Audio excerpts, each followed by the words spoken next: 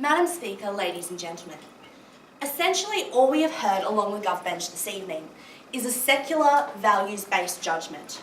All we have heard time and time again is religion is bad, religious doctrine is bad, the right of parents to enforce the religion of their children is bad. Essentially what we have therefore seen from the government bench is this very closed and narrow-minded conceptualisation of the topic.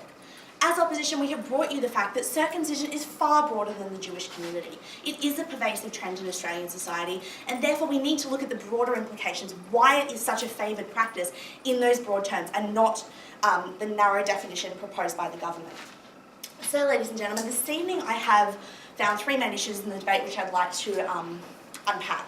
Firstly, the issue of parents and child relationship and the implicit idea of consent. The issue of religion, and finally, what is the role of the government? So, firstly to this idea of the parent-child relationship. Now, I'd like to provide two levels of analysis in this regard. Firstly, ladies and gentlemen, the right of the parents to make permanent decisions for their children. Now, what we essentially heard from the government bench is that it's fine for parents to make decisions for their children as long as those decisions don't have far-reaching implications, as long as the child can, at age 18, reverse whatever decision has been made. Ladies and gentlemen, this is simply not the reality of raising a child. Yes, they have scapegoated the issue of circumcision as is not necessarily medically reversible, but the fact of the matter is that when you have a child, every decision you make is permanent. Renowned psychologists have told us time and time again that by the time a child is 7, their personality, the way that they will behave as an adult is already predetermined. So the fact of the matter is that the decisions parents make on a daily basis, which school to send their child to, what dietary requirements, what religious doctrine that child do have far-reaching benefits for that child, ladies and gentlemen. And we think that this is exactly where circumcision does play in. It's a completely similar principle. It is not reversible. Just because it's physical doesn't mean you can scapegoat it. There are still the same implications you would get from choosing education, and therefore we believe, that it still falls directly within the parents' right to choose how to raise their child as they believe is best. Now, the second level of analysis.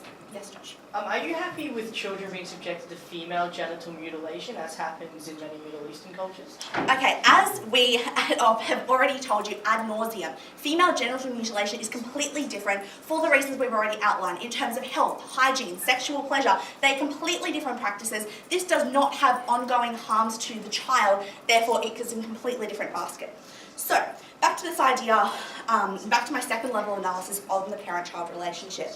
And I'd like to look at this apparent distinction between mind and body, which I already touched upon in my first level analysis, but I'd like to unpack a little bit more and kind of look at how absurd the opposition's arguments were in this regard. So essentially they've told us that it's fine to make any decision as long as it doesn't impact upon the body. That's essentially what I've extrapolated from their argument. But ladies and gentlemen, basically anything can leave a mark. And what I'd like to point out to you here is that cases of child abuse or child neglect, no thank you.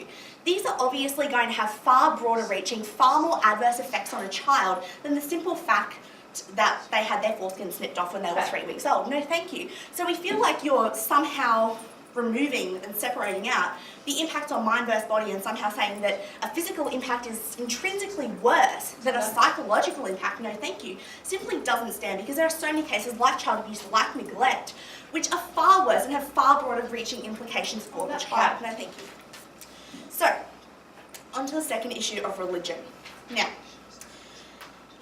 essentially what we heard from the government on this issue is this idea that children are being forced into religion, this is a really, really bad thing, and they need to have the option of opting out. Yes, ladies and gentlemen, this is exactly the point that we have given you at opposition. Of course children are forced into a religion. Of course children are forced into pretty much anything when they're a child, and we don't think that this is necessarily a bad thing. Yes, Jess? Okay, the difference is if they're forced into a religion, they can leave that when they're 18. Under what you're trying to say, once they turn 18, they're still stuck with something for the rest of their life that is essentially a religious brand. Okay, that's exactly what I'm getting to in a moment, so I will address it in my rebuttal here.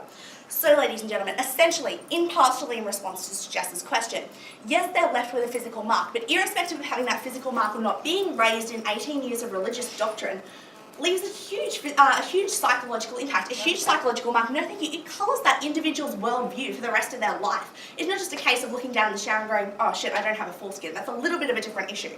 But ladies and gentlemen, because of the broader trend towards circumcision, which we've already brought you at the opposition, we feel like it's not going to be a case of, everyone in the world, every sexual encounter you have will necessarily recognise you as a Jew and that will somehow continue to be your identity. We've brought you the fact that 3 out of 5 Australian men are in fact circumcised. There is a broader trend.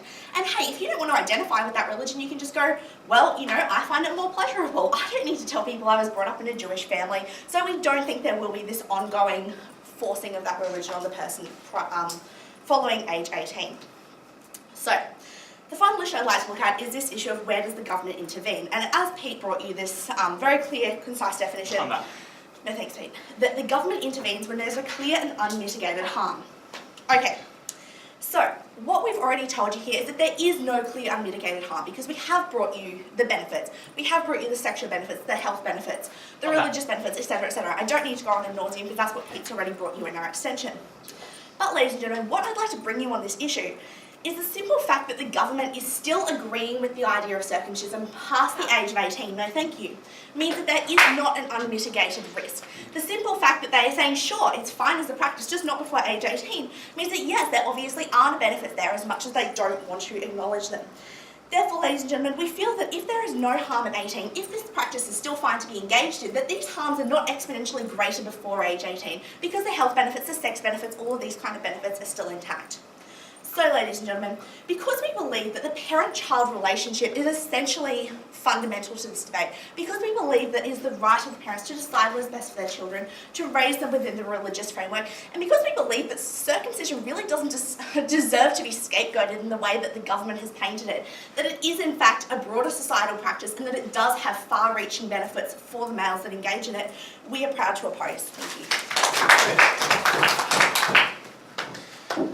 Good job, everybody.